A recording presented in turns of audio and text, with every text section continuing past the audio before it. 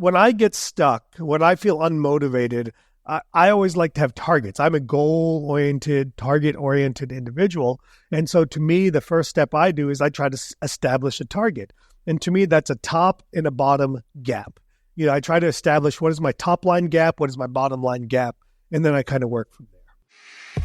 We've been misled to believe that dentistry, more specifically the dental business, has to be complicated. Dentistry can be simple, and dentistry should be simple. Hello, everybody, and welcome to another amazing episode of the Dentistry Made Simple podcast. I'm your host, Dr. Tarun Agarwal, and this is our... Are you going to put in the number of how many podcasts we've done together? I have no idea anymore.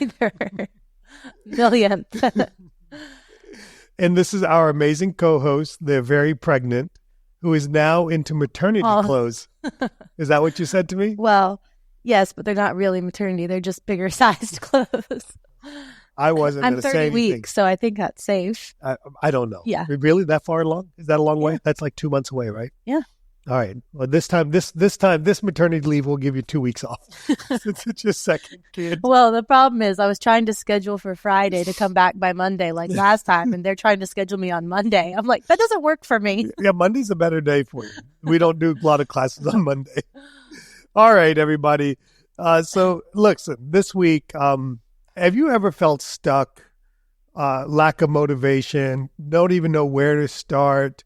You're doing good, you're not doing good, just you're like this whole blah feeling. Well, in this week's episode, I want to talk a little bit more about that, is how do I overcome feeling stuck? How am I coaching people to become unstuck? And that's kind of what we want to talk about. Yeah, so let's kind of talk about how this, I think kind of people wonder how this comes up. Yeah. I don't think you just roll over one day and you're like, I feel stuck. Well, I do actually. The way my arthritis is feeling these days, I do kind of feel stuck a little bit. But you mentioned being on coaching calls and kind of talking through things. And when do people, kind of feel this way, and how do they get the momentum to get out of it?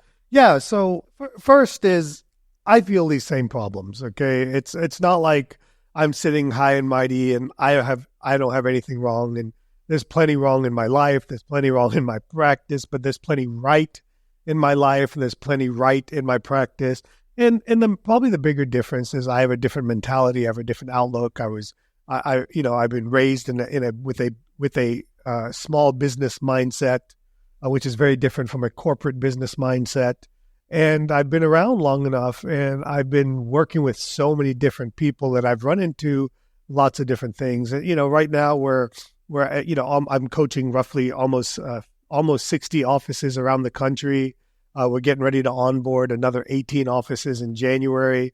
Side note, quick sales pitch. We are now taking applications for July 2025 if you'd like to join the mastermind. But it gives me amazing insight into kind of all of these things. And what was happening with one of my coaching calls just actually last night, yesterday afternoon, was I was talking to somebody. He's like, I've made great progress. We're almost doubled our practice.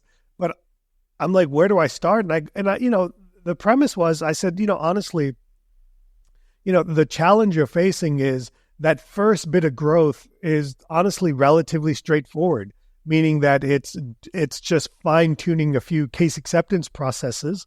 You'll get low-hanging fruit. You'll get that better. But then the real hard work starts is like, hey, I've taken care of the low-hanging fruit. Now kind of where do I go? And this is not an uncommon occurrence when you go from being a mom and pop shop, a DFB, a drill, fill, bill dental practice, with 4 or 5, that's Dr. DFB, you go from being one doctor, 4 or 5, maybe even 6 team members. Personally think that's too much for one doctor. But you go from one doctor, 4 or 5 team members, and then suddenly you become a 2-doctor practice, 8, 9 team members. And really at that point, it becomes time to professionalize your business. And most of us don't understand. I remember the first time somebody said, it's time for you to professionalize your business. I took great offense to it. I was like, what do you mean? I'm professional. I'm a professional. I can just hear you now. It's literally what I mean, I didn't say it out loud, but that's what I was You thinking. might have. That's what I was thinking. I And wear athletic wear. I'm a professional. I wear golf clothes to Yeah. work every day. What's a lab coat?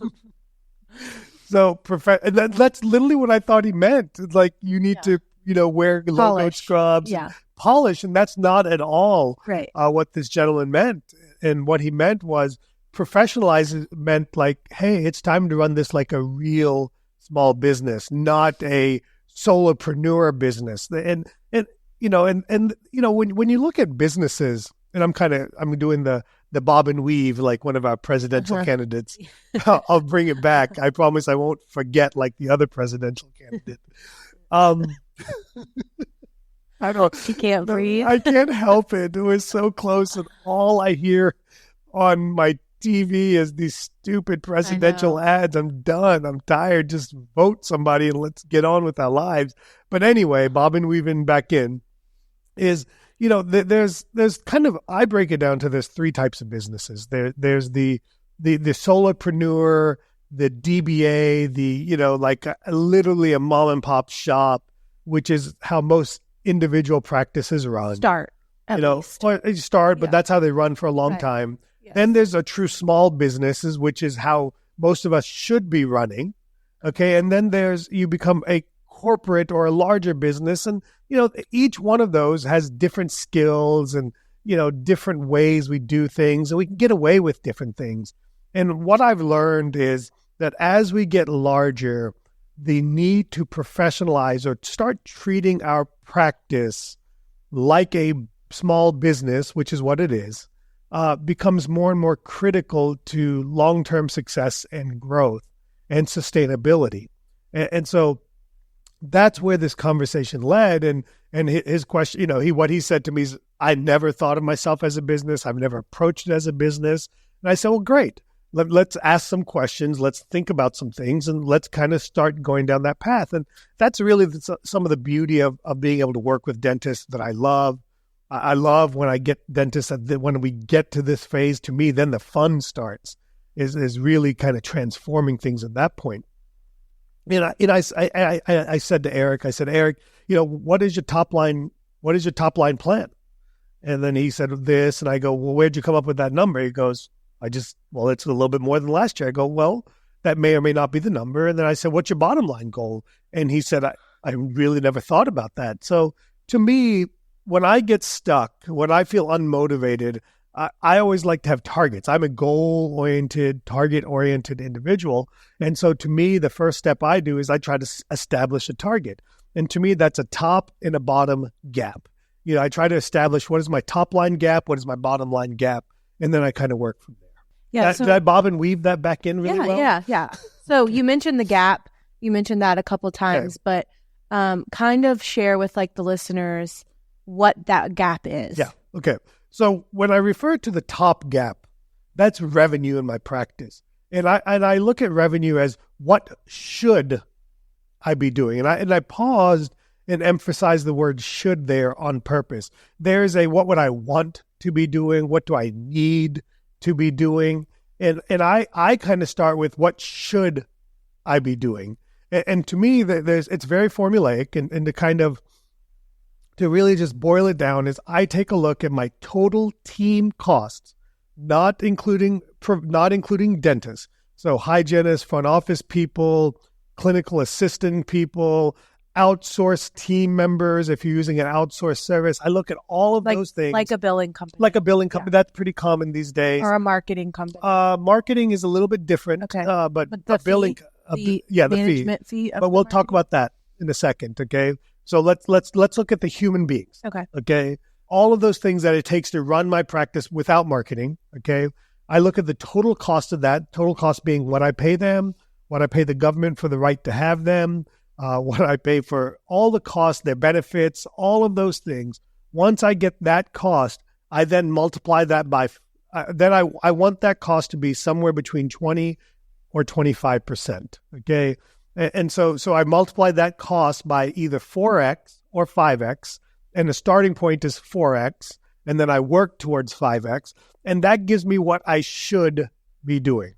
Because an industry standard is, broadly speaking, if you can keep your team overhead at 25%, you will run a healthy business. Now, that doesn't always hold true, okay? If you have spending problems. If you have personal and or practice spending problems, or if you're early in your career and you have lots of loans and you're in this large technology acquisition phase. Growth phases, come and go. So those will kind of change that a little bit. But by and large, broadly speaking, if you can keep your team costs in that 25% ballpark, you are well on your way to establishing a healthy practice, a healthy business. So that's my top line revenue. So I say that's what I should be doing. And then I take a look at the actual, what am I doing, and identify a gap. And almost always, 90% of the time with all the practices that we're working, and probably more than 90% of the time, there is a gap there. In other words, I should be doing, I'm making up the number, 100 grand, I'm doing 80 grand a month. I should be doing 100, I've seen cases where I should be doing 250 a month and I'm doing 160, 170 a month.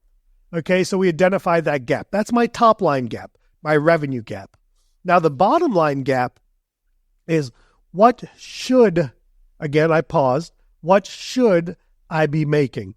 And this one gets a little bit more complicated, but I've talked about it here before. But what should I be making starts with two things. What I should be making as an employee/associate of my practice. Okay, so that would be the going market rate for an associate.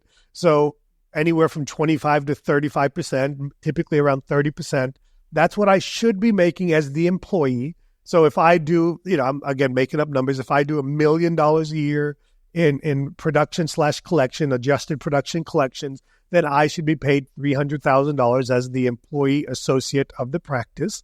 And then what should I be making as the business owner for the risk of running a business? In other words, look, I take a risk every month. It costs me roughly around $250,000 a month to run my business.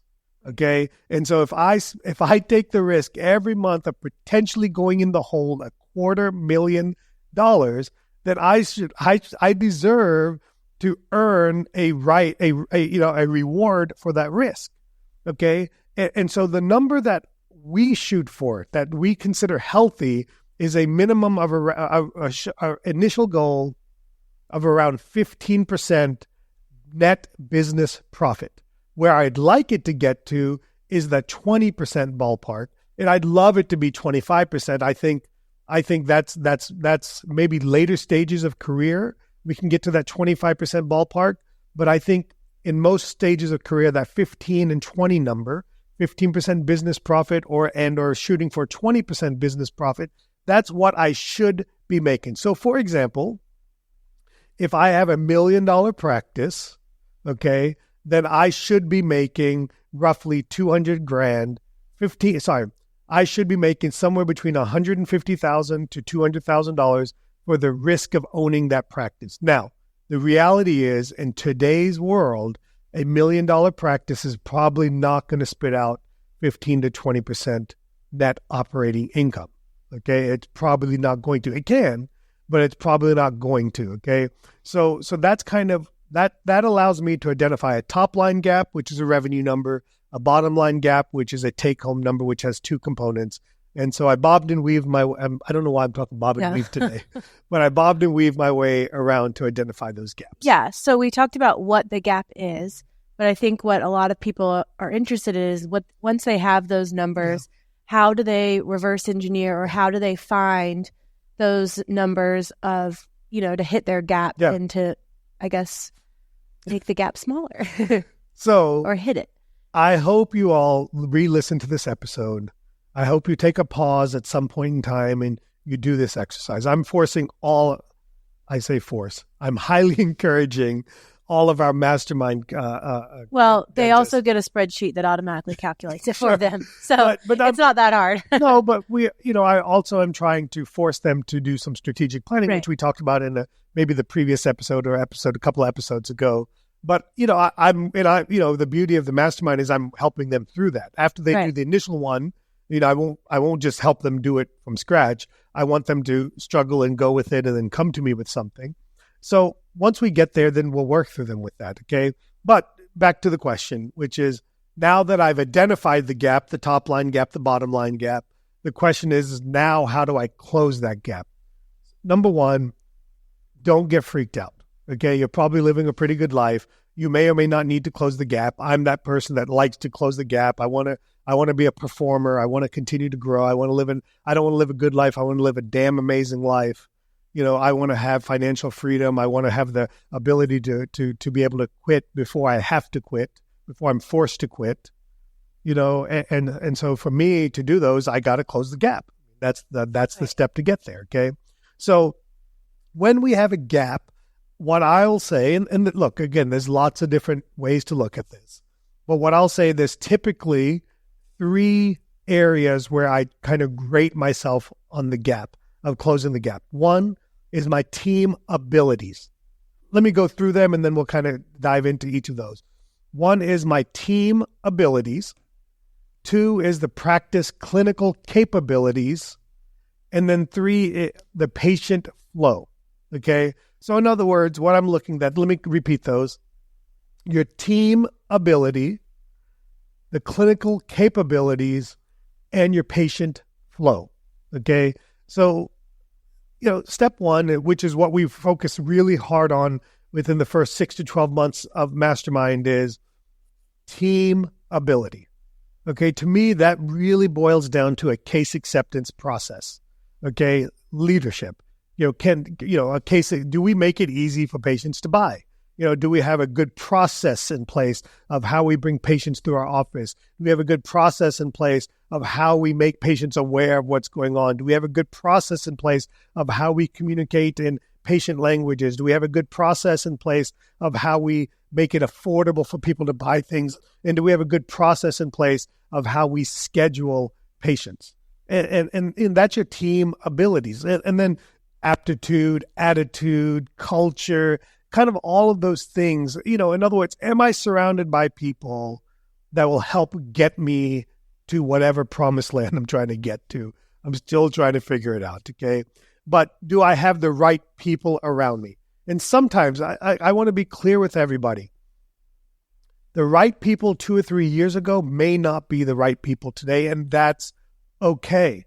Or in the right position. No, or in the right position. Right, but the seats on the bus. But it's okay. Sometimes we feel this, and I want to be loyal. I'm a loyal human being. Yeah, that's coming from someone who has multiple employees. Like, how many years has Liz been there? 14? 17. Oh my God. Megan's at 14, I guess. Yeah, Megan's at 13, 14. Yeah. You're almost at 10. Yeah. January. I'm loyal to people. I want to be loyal to people, and I want to give everybody, I don't want anybody to ever leave me, but I also want them to grow with me. Right. And to grow in the right direction for themselves and the right direction for the practice, for the businesses. Right. Okay. So I just want to prepare you that when you evaluate this, you will find that some of your longest tenured people, the people that you love the most, aren't going to get you to the next step. And they're probably the hardest to move. Yeah. And so sometimes you have to have difficult, tough conversations with people. You got to be able to confide in them. You got to be able to have those conversations. But that's, again, I don't want to digress too much. We could probably do a whole episode on that. So your team abilities. The next one was your clinical capabilities. In other words, if my gap is, I'm making up, again, let's say my gap's $25,000 and I'm a drill, fill, bill dentist. Literally, I do crown and bridge fillings, and that's all I do. Closing that gap is not going to be easy. Okay, closing that gap is going to be complicated. And so we have to look at our clinical capabilities and what services do we provide? How efficient or effective am I at these services? We have to, this last part, this reverse engineering the gap, evaluating your team, evaluating the clinical capabilities, evaluating your patient flow is a little bit easier, but evaluating your team and your clinical capabilities, it requires a lot of introspective look at yourself. It is hard. It is sometimes being tough. It is hard to be objective and not be subjective because we have emotions. You'll easily, I hear this one all the time. Well, I don't like root canals. Well, either did I, but I like surviving. So So I didn't like blood. And now I do complex surgeries is most of what I do. Sometimes we have to take an objective look at our clinical capabilities. And it can't be, when you're doing these exercises, it can't be what I like to do. It's what do I need to do?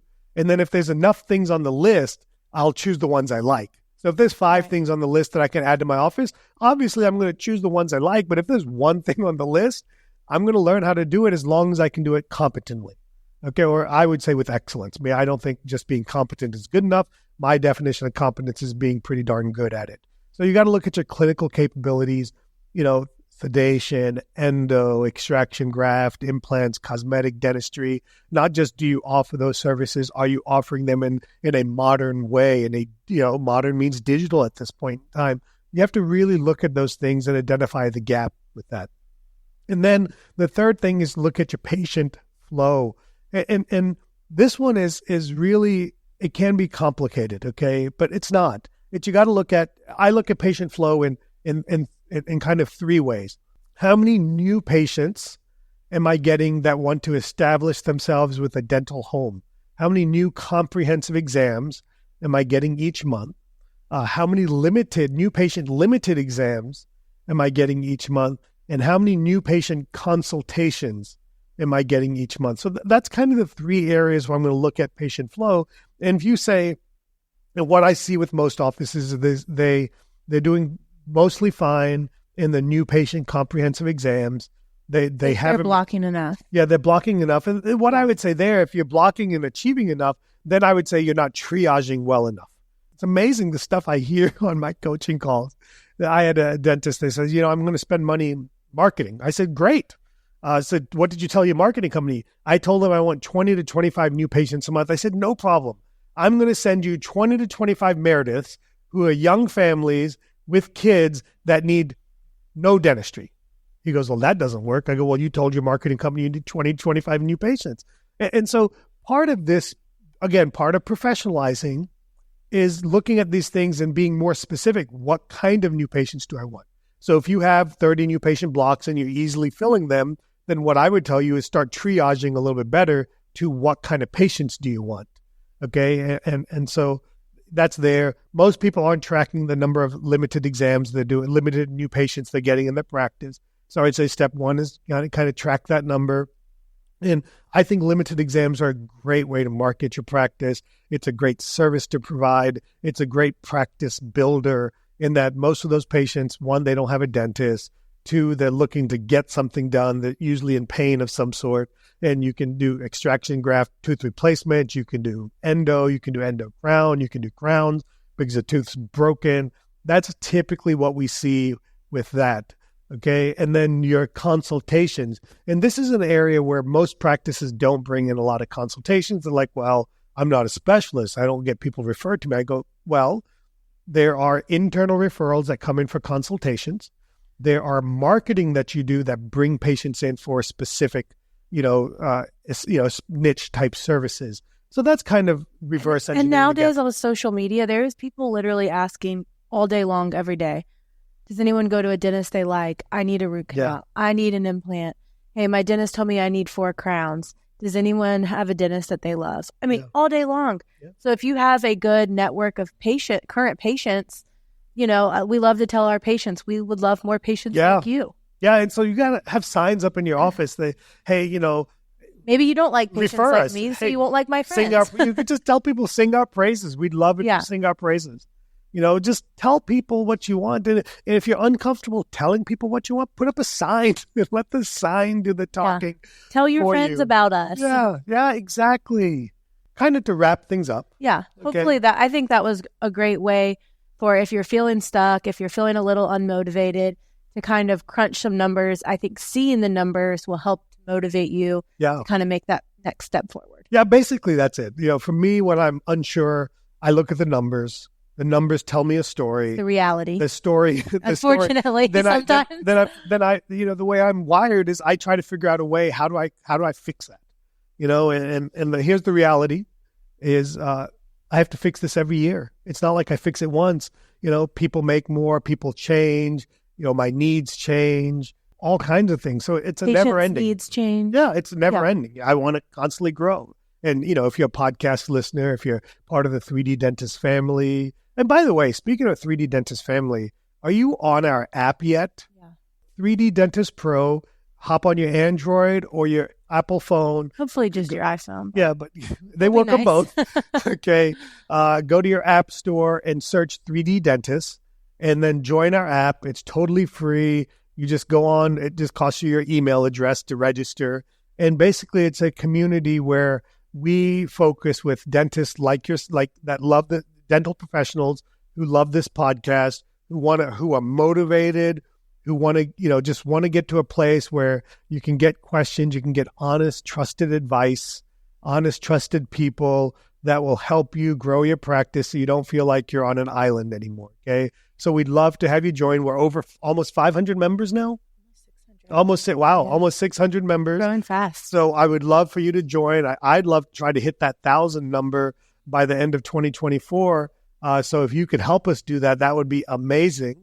And so let's kind of go from there. So to kind of button up today's conversation. Number one, thank you for listening. Number two, sing our praises for the podcast. Let people know is if you're feeling stuck, you got a little lack of motivation, you're overwhelmed, you don't even know where to start, identify the gap. Identify a top line revenue gap, a bottom line income gap. Okay, what should you be doing? Okay, let's close that gap. When you identify the gap, remember it's baby steps, small bites, one bite at a time. Okay, and once you identify that gap, be very objective and critical but kind to yourself in my team abilities, my clinical capabilities, and my patient flow. And this will be an amazing place to start to kind of get everything together for your practice. Meredith, anything from you? No, I think that was a good start. Good no sales pitch for 3D Dentist, nothing? Well, we'd love to have everyone. Our live patient programs are filling up for 2025. Those we have dates, right? Require a little bit of planning. Yeah, all the dates are on the website. Amazing. Isn't that nice for you to know? It's a summit in May. Yeah, join us for our summit in May for Mastermind in July. Yeah, Mastermind in July. Few availabilities left. That's filling. And then Smile Design is going to be a big focus for 2025. Yeah, I think sleep apnea is getting ready to make a comeback. Now that the Apple Watch will kind of help people with, helping good for awareness. Detecting sleep apnea, not diagnosing it, right, but making them aware. So I think sleep apnea will make a nice comeback in awareness in our practices. I think my Aura Ring does that too. I lost it, but I think it did.